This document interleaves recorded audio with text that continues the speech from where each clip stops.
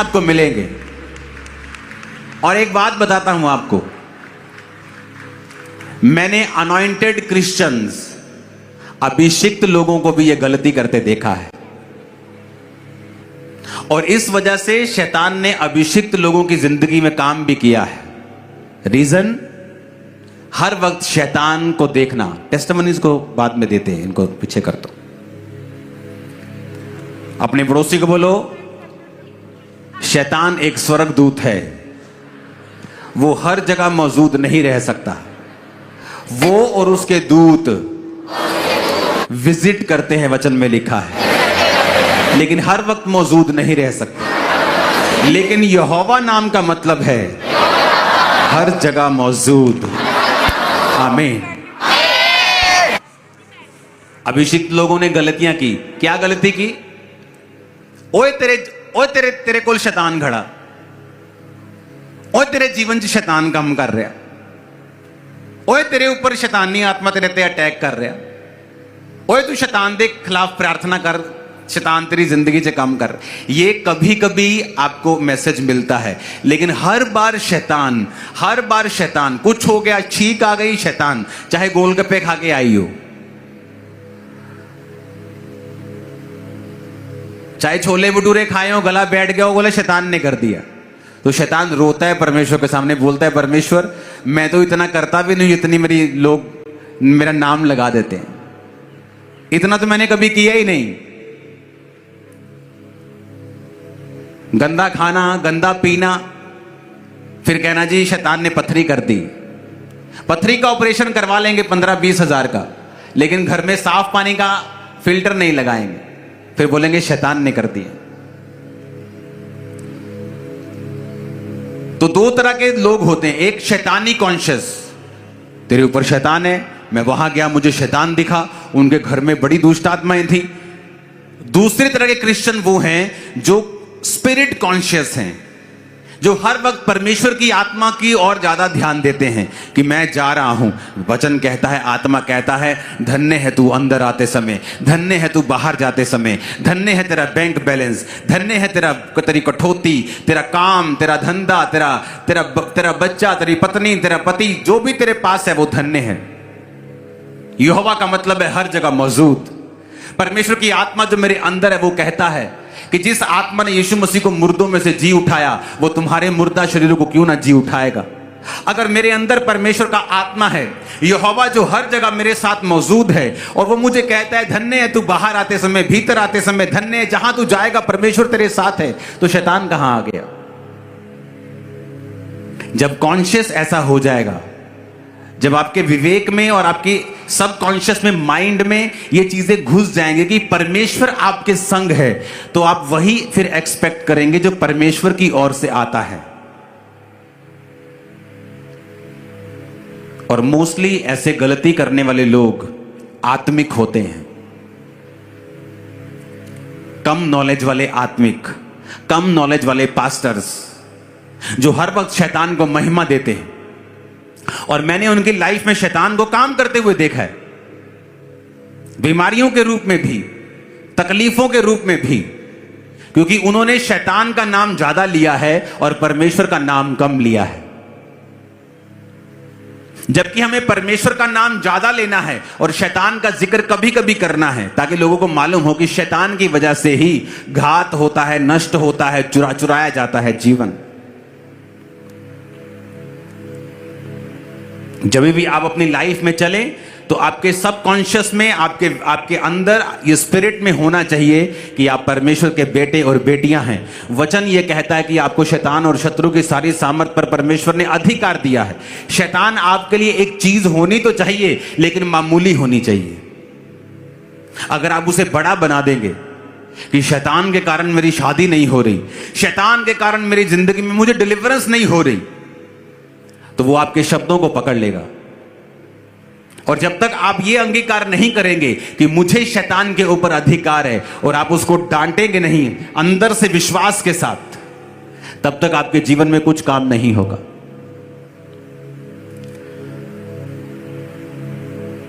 Bible में एक rule है, वो रूल ये है स्पिरिचुअल कि जब तक आप किसी चीज के ऊपर प्रेशर नहीं करेंगे, उस पर जोर नहीं लगाएंगे, वो चीज कभी आपको मिलेगी नहीं। इसलिए बाइबल कहती है परमेश्वर के राज्य में जो बलवान है वो बलवान बलपूर्वक प्रवेश करेंगे। यानी अगर परमेश्वर के राज्य में प्रवेश करना है तो आपको बलपूर्वक प्रवेश करना पड़ेगा, आराम से कुछ नहीं होगा। वो 12 साल की लहू बहने वाली औरत बोल सकती थी, काश परमेश्वर मेरे घर के सामने से निकले, काश परमेश्वर मेरे घर के सामने की सड़क से निकले।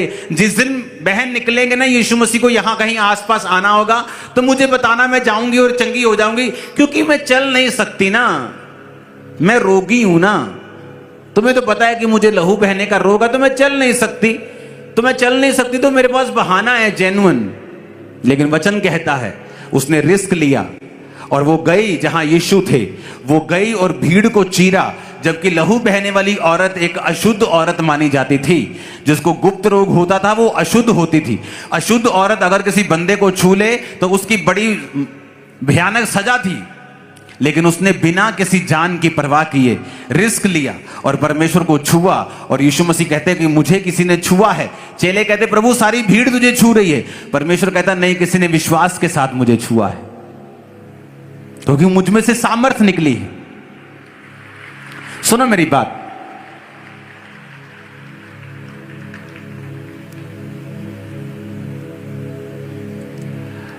अगर आप बलपूर्वक प्रवेश नहीं करेंगे तो आप उसके राज्य में प्रवेश नहीं कर सकते। अगर शैतान ने आपको यकीन दिलवा दिया कि वो आपके साथ है, वो आपके अंदर है, वो आप पे अटैक कर रहा है, आपको डिलीवरेंस की जरूरत है उससे, कितनी देर तक? 2 महीने, 3 महीने, मानो 6 महीने, लेकिन आप 5 साल से मसीह में हैं, अभी भी आपको डिलीवरेंस की जरूरत है? नहीं, अब आपको ज्ञान की जरूरत है।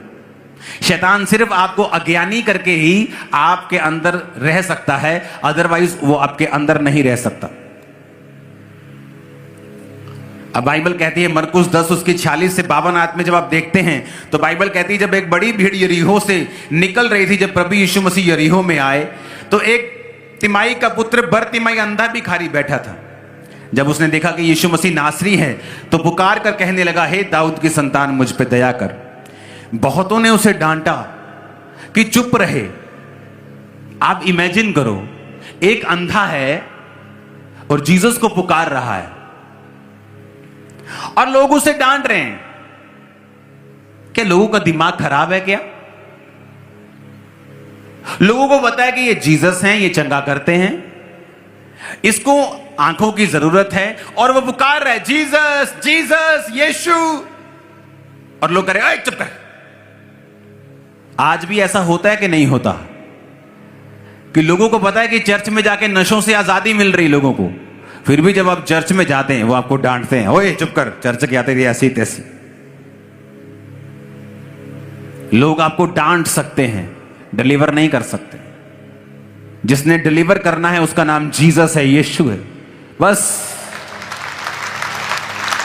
इसकी डिले खत्म हो। लिखा उसने पुकारना बंद नहीं किया, वो पुकारता रहा। यीशु ने ठहर कर कहा, उसे बुलाओ।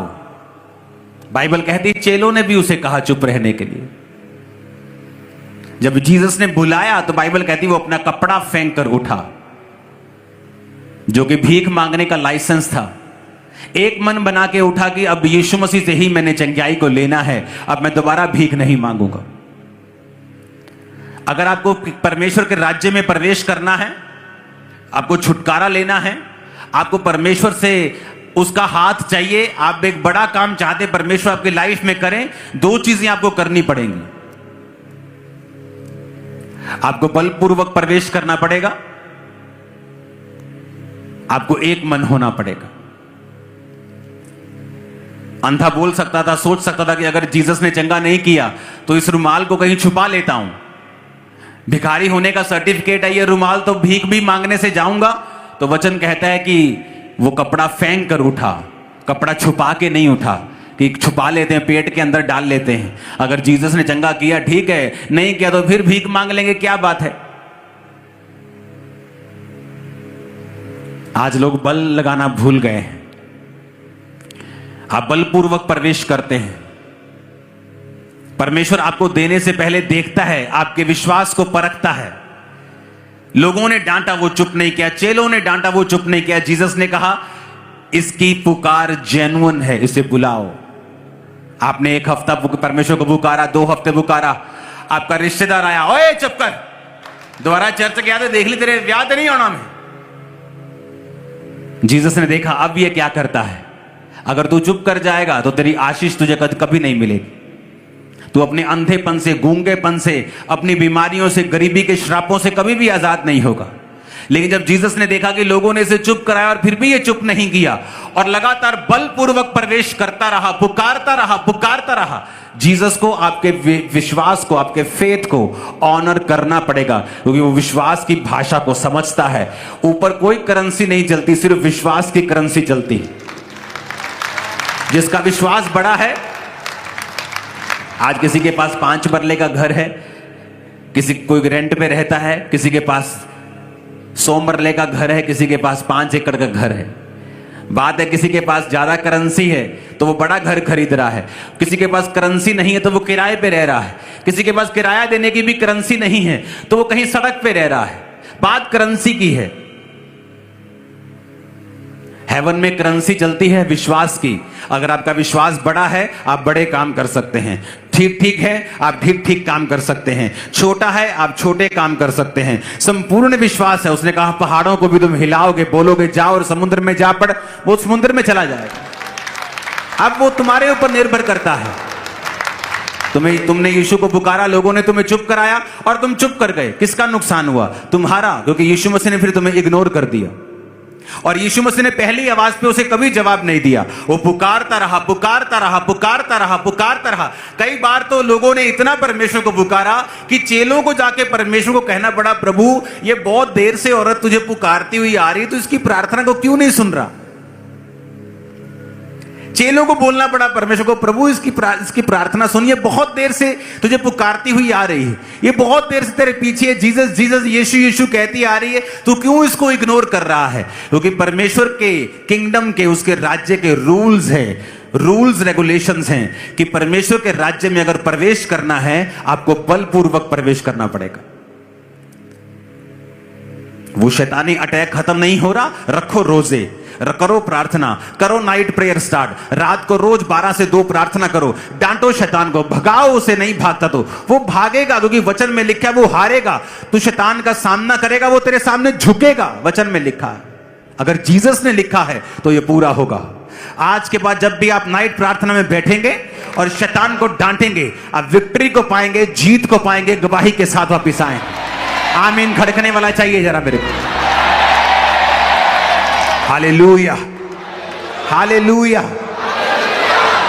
आप देखेंगे बाइबल में तो आपको जो भी कुछ कीमती मिला है वो बलपूर्वक मिला है।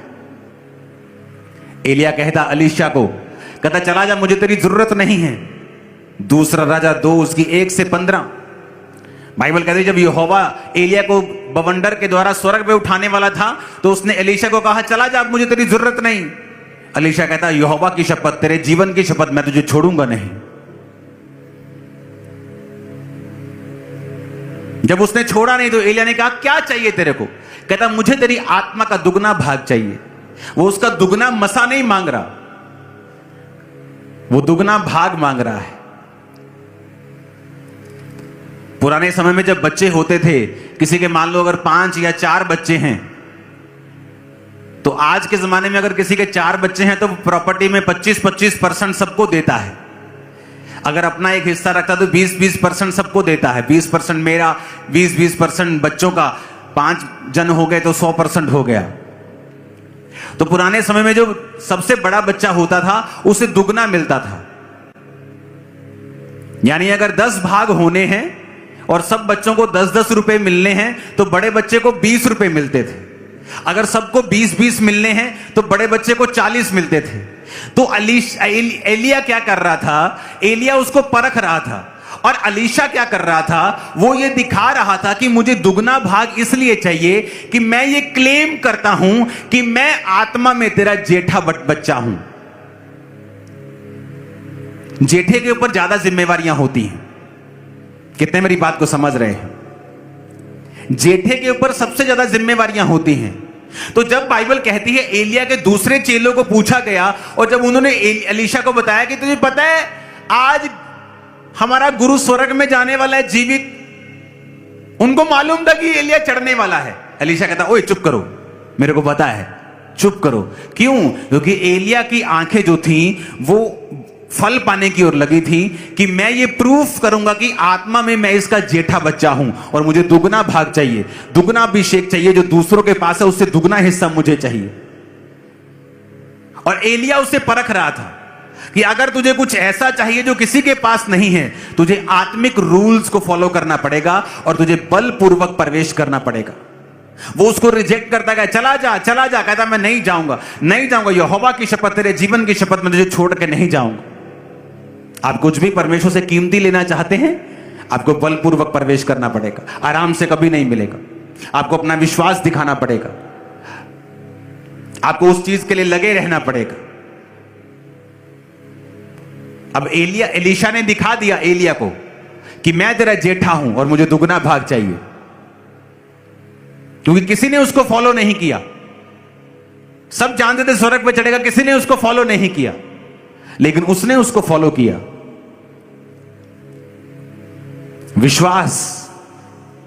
विश्वास के कदम जो अडिग हो कि मुझे ये परमेश्वर से चाहिए। डॉक्टर ने मना कर दिया, देखने में इम्पॉसिबल लग रहा है, सेंस कैरियर नहीं होगा। आप विश्वास से प्रार्थना करते हैं, आप लगे रहते हैं, सालों साल फास्टिंग के साथ प्रार्थना करते हैं। एक दिन ऐसा आएगा, कुछ रातें भी ऐसी आएंगी जहां आपको लगेगा कि कोई फायदा नहीं, लेकिन एक दिन ऐसा आएगा जब आप अपनी लाइफ की सबसे बड़ी गवाही को ले चुके होंगे और परमेश्वर की महिमा कर रहे होंगे और परमेश्वर के नाम की स्तुति कर रहे होंगे कि आप परमेश्वर में खड़े रहे हो और आपने रूल्स को फॉलो किया है। हालेलुया, आपने रूल्स को फॉलो किया है। बोलो, उसके अपने पड़ोसी को परमेश्वर के राज्य में प्रवेश करना है तो बलपूर्वक प्रवेश करना पड़ेगा। फिर से बोलो ऊंची आवाज में, बोलो बलपूर्वक प्रवेश करना पड़ेगा। हमें थकना नहीं है, विश्वास में कम नहीं होना है, प्रार्थना में कम नहीं होना है, बल्कि लगे रहना है, लगे रहना है, लगे रहना है। विश्वास के साथ बलपूर्वक हमें परमेश्वर के राज्य में प्रवेश करना है। आमीन, ऊंचा खड़काओ जरा एक। हालेलुया। बलपूर्वक आप प्रवेश नहीं करेंगे, आप कहेंगे नहीं मैं कीती सी प्रार्थना, नहीं मैं गया सी चर्च, मैं दिता सी एक बारी टाइट, हाँ हाँ मैं बोया सी बीज बोन गया सी। आपको वो करना पड़ेगा लगातार, एक दिन की प्रार्थना से नहीं, 2 दिन, 3 दिन, 3 महीने, 3 साल, 10 साल आप प्रेयर को छोड़ेंगे नहीं।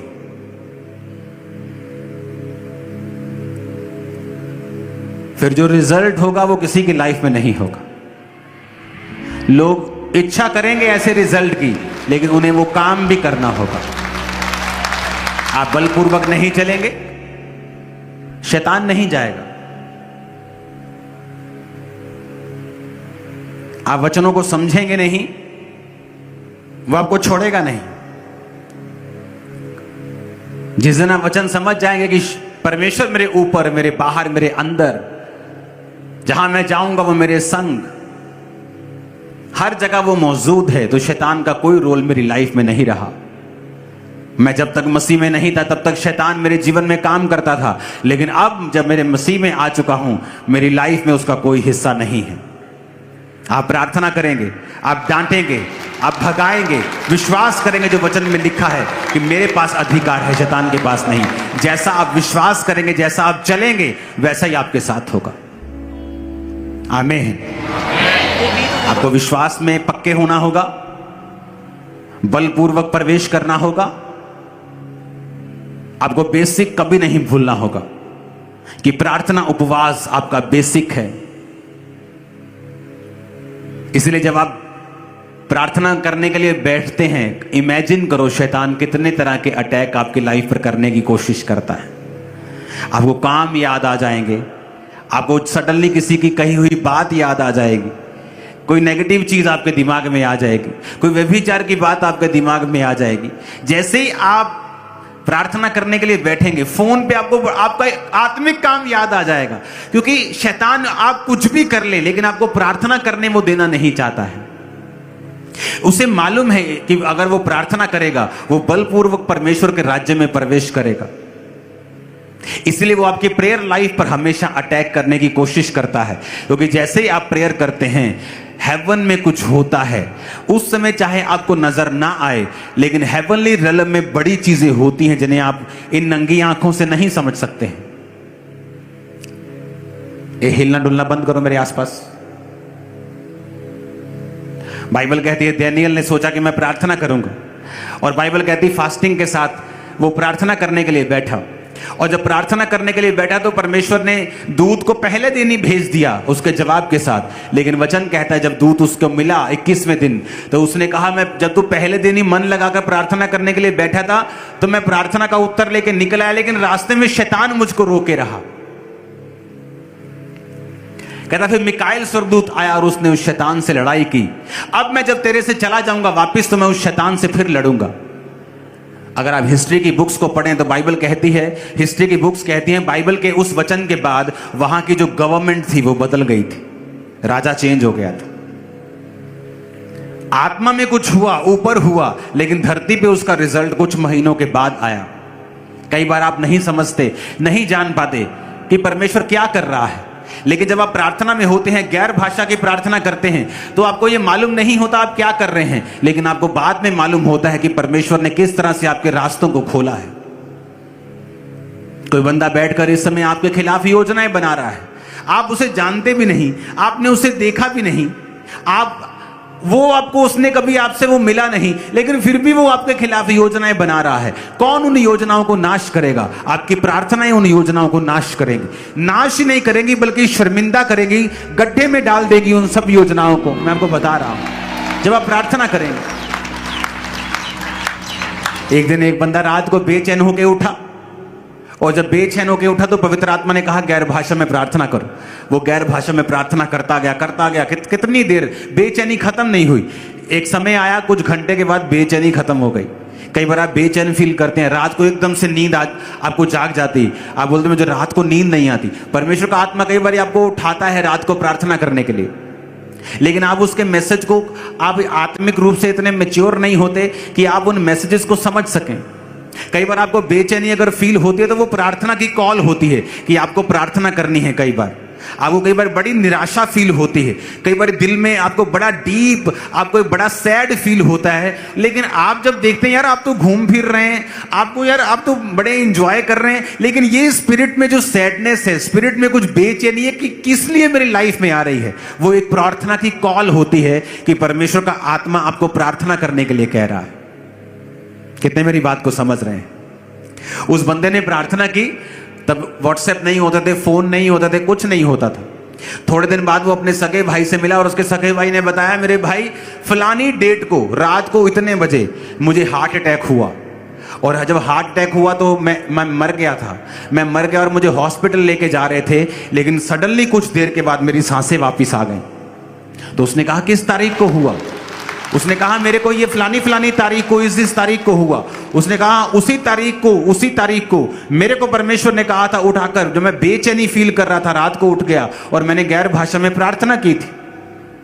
और वचन में लिखा है कि तुम अपने अति पवित्र विश्वास में प्रार्थना करो, गैर भाषा में प्रार्थना करो। इसलिए पौलुस ने कहा मैं आत्मा में प्रार्थना करूंगा, मैं बुद्धि से भी प्रार्थना करूंगा। आत्मा से प्रार्थना कैसे करनी है? गैर भाषाओं से। बुद्धि से कैसे करनी है? जो मुझे चाहिए, परमेश्वर ये वाले रास्ते को साफ कर, परमेश्वर ये वाले रास्ते को साफ कर, परमेश्वर मेरे भाई को बचा, मेरी फलानी बहन को बचा। बुद्धि से प्रार्थना। आत्मा से प्रार्थना कैसे करनी है? गैर भाषा से प्रार्थना, क्योंकि बाइबल कहती है आप नहीं जानते आने वाले समय में क्या होगा, आप नहीं जानते प्रार्थना किस रीति से करनी चाहिए। वो आपको तरीके के बारे में बात नहीं कर रहा कि किस रीति से करनी चाहिए, कि पहले मैं ऐसे हाथ उठाऊं, ऐसे घुटने लगाऊं। वो उस रीति स्थिति की बात नहीं कर रहा, क्योंकि प्रार्थना आत्मा ये कह रहा है कि तुम्हें नहीं पता फ्यूचर में क्या होगा, कौन तुम्हारा दुश्मन है, कौन तुम्हारे लिए क्या सोच रहा है, कब फ्यूचर में तुम्हारे साथ क्या होगा। इसीलिए वचन कहता है कि जो धर्मी होता है और आत्मिक होता है वो बुरे समाचार से डरता नहीं है। धर्मी कभी भी फ्यूचर के बारे में चिंतित नहीं रहता, उसे पता है परमेश्वर कहता है मैं पहला और आखिरी हूं। उसने रेस शुरू भी की है और वो रेस के आखिर में भी है। वो कह रहा है मैं आखिर में पहुंच गया हूं, बेटा तू आजा, बेटी आजा, कोई प्रॉब्लम नहीं होगी तुझे, आजा तू, मेरे तेरे साथ हूं।